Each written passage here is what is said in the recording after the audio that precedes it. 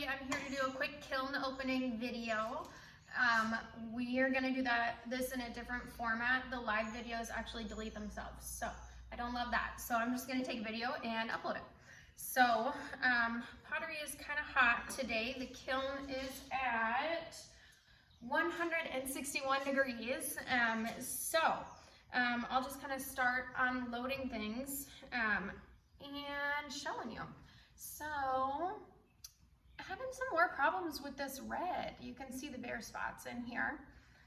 It's really only this red that this seems to crawl on, but overall I think the design is really cute, so I will probably do that again. These are spoon rests. They sell for about $15, and I put stamps on them this time, which I've never done before. But it's super cute. It's disappointing that I've got these spaces in here, but no big deal. What do we do when it doesn't turn out quite right? We just try again. So I will put some more glaze on these and then continue on. And I need some gloves to pick this stuff up. Oh my gosh.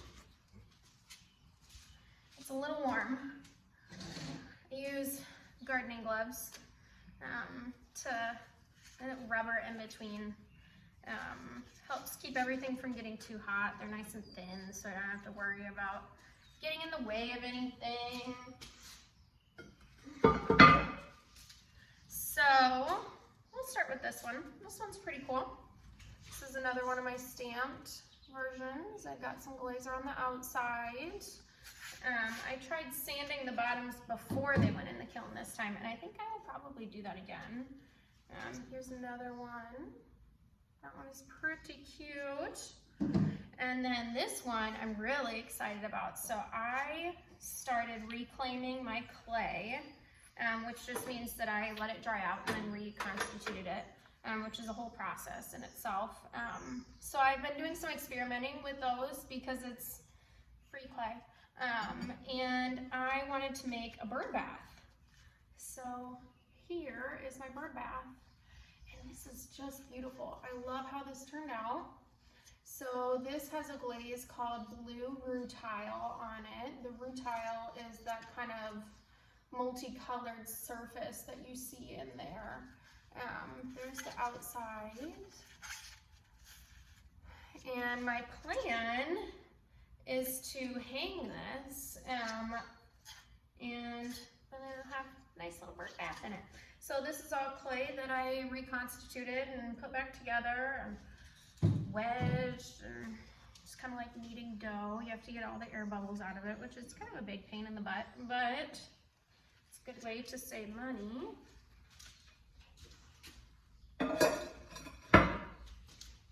Next up, I have a bunch of mugs, and I tried to make a bunch of yellow mugs. Ooh! This one is a refire. Put some more glaze on top of it. These mugs sell for, it's either 40 or 45, I think. They hold a good 3.5 cups of coffee. I call it a mom mug. It's got a nice big belly on it, so it keeps your coffee a little bit warmer for longer. This one, I believe, is another refire, maybe? I don't know. It's hard to tell which one is which because they all turned out so good.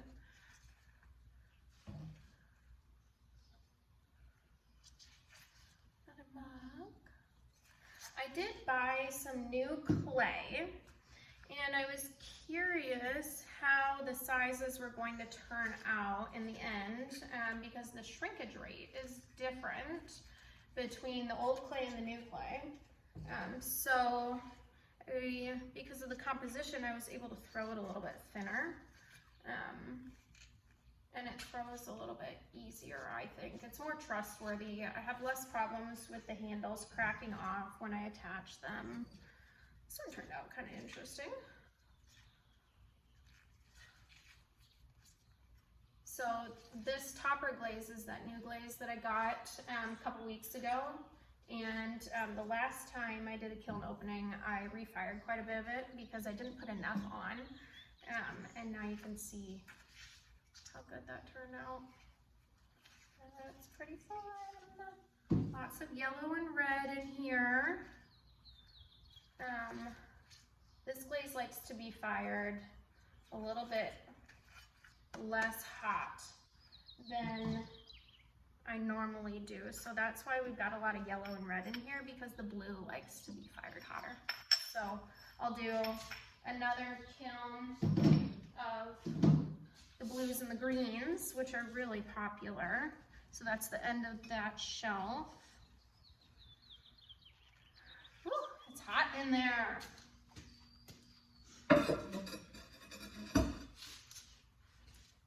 The kiln is essentially an oven that has brick around the outside. This is what the brick looks like, and it really insulates the whole thing so that it doesn't heat up super quick and then cool down super quick, because if it did, it would crack all the pottery. So that's why it's still warm, even though it technically finished firing, I think last night around 10 o'clock.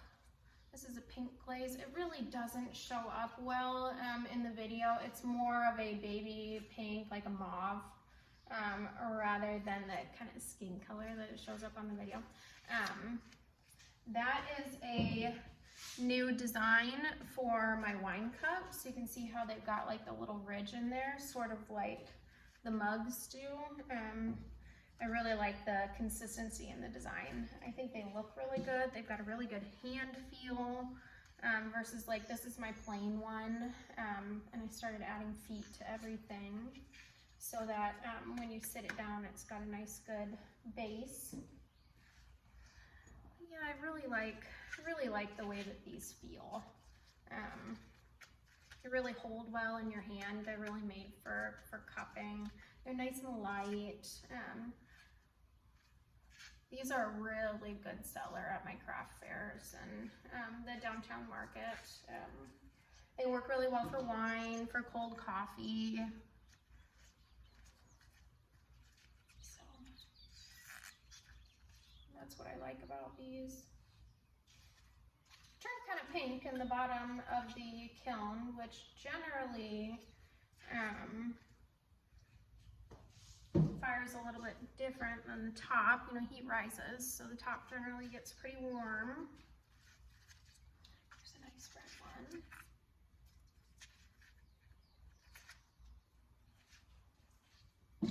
And another yellow. This one turned out really good. I think I'll probably price these in like 15 to 20-ish. My goal isn't necessarily to make a lot of money at the craft fairs and the downtown market. My goal is just to replace the money that I spend on my business right now. That way it's kind of self-funded. That one's cute. Can't see it very well. And last but not least, got some more spotting issues on this red one. But I really like the stamps in here. Let me know, you guys, if you like the stamps in these. They're easier to do because the bottom is flat, whereas like the mugs, I can't really stamp it. So yeah, so now what is my favorite? Well, I think I'll choose a favorite mug first. This one I think turned out really good. It's got a nice big body on it. If I were to drink coffee out of any of these mugs every day, it would be this one, because I know that this would hold 4 cups of coffee. But I also drink an excessive amount of coffee. So my favorite wine cup, definitely this one. I just really like how the glaze turned out on this, and it's got a nice hand feel to it. I like the little thumb rest in here, and I really like the addition of the foot on the bottom. It just elevates the pottery a little bit, really brings the attention to the detail that's put in it. And of course, this total surprise is just incredible. I love how this looks. I love how the glaze turned out. I am wholeheartedly surprised at how cool this turned out, because this one was an experiment. I usually experiment on glazes on this stuff. So I will be doing this again. So let me know what you guys think your favorite is. I'll spend some time taking some photography with my new floral backgrounds today. I will see you at the Downtown Farmers Market on June 7th. I still don't have where my stall is, but I will update you guys as soon as I get that. So cheers, and we'll see you later. Thanks for coming.